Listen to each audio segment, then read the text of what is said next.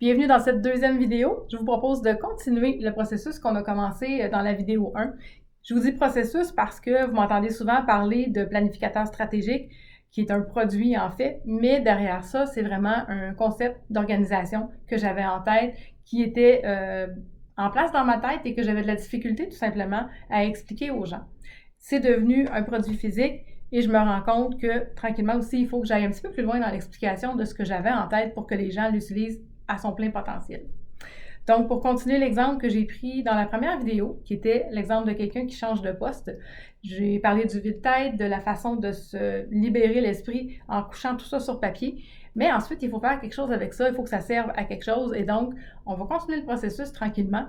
Dans cette vidéo-ci, qui va demeurer courte, comme je vous l'ai promis, on va parler de la feuille qui s'appelle « Date importante ».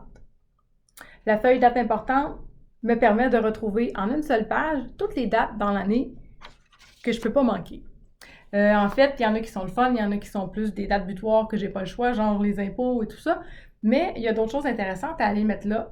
Je pense entre autres au voyage dont je parlais dans la vidéo précédente. Si j'ai réussi à avoir des vacances avec mon nouvel employeur et qu'il y a une date en particulier à laquelle je peux partir et autrement c'est pas possible, ça va être important pour moi de me prendre à l'avance pour être certaine d'avoir un voyage à la date que j'ai le droit de partir.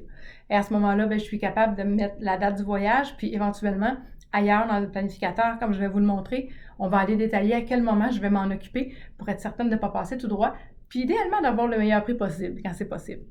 Des fois, on le sait à la dernière minute, puis c'est pas le cas, mais quand on est d'avance, il y a vraiment de l'argent à sauver, en plus de sauver du temps et de l'énergie. Au niveau des dates importantes, ce qu'il y a à retenir, c'est que c'est vraiment avoir le focus sur certains événements. C'est pas d'aller mettre des détails, c'est pas d'aller mettre des choses éphémères du genre payer la facture de Belle, c'est pas là que ça va. C'est vraiment les dates de l'année, les anniversaires que vous voulez pas oublier. Ça peut être aussi un congrès à l'extérieur auquel vous allez assister. C'est des choses comme ça qui sont une fois par année ou 2 fois par année et qui se répètent pas nécessairement, qui seront pas aux mêmes dates et qui vont vous demander éventuellement un peu d'organisation. Dans le sens où je parle d'un congrès à l'extérieur de la ville, ça se peut que j'ai besoin de réserver un hôtel. Ça se peut que j'ai à prendre l'autobus ou que je covoiture avec quelqu'un. Ça se peut aussi que j'ai à prévoir des repas là-bas sur place ou à apporter de la documentation, à préparer une présentation.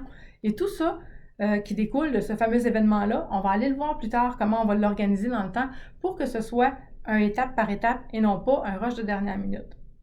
Fait que dans le cas ici du date importante, c'est pas très compliqué. Ça veut pas dire que la page va nécessairement être pleine.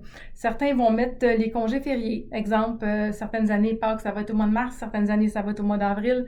Ça peut donner des idées pour des publications spéciales axées sur un événement. Ça peut donner aussi des idées, point de vue des congés fériés qu'on aime beaucoup. Et en même temps aussi de faire des événements au moment où peut-être pas tout le monde est à la même place en même temps. Je pense à la relâche scolaire. Évidemment que si je veux me louer un chalet, ça se peut que je le paye plus cher puis qu'il y ait pas mal moins de place si je prends la même semaine que la semaine de relâche. Cela dit, des fois, c'est pas possible de faire autrement, mais c'est un outil, je trouve, le date importante qui nous permet de voir en gros qu'est-ce qui s'en vient, les mois où ça va être un petit peu plus compliqué, un petit peu plus chargé, et les mois où ça va être un petit peu plus calme puis que ça va me permettre de, justement, comme moi, en ce moment, je tourne des vidéos pour vous parce que si ça avait été le mois dernier, ça n'aurait pas été possible. Il y avait trop de choses en même temps. Et en le sachant, je suis capable d'ajuster mes tâches et de prévoir en conséquence. Fait que pour le date importante, c'est pas très compliqué, c'est pas très long. C'est ensuite qu'on va aller détailler beaucoup plus le quand et le comment et le pourquoi. Et je vous invite à continuer à suivre les vidéos et à continuer à commenter et à poser des questions pour alimenter tout ça, pour en faire quelque chose de très complet. À bientôt!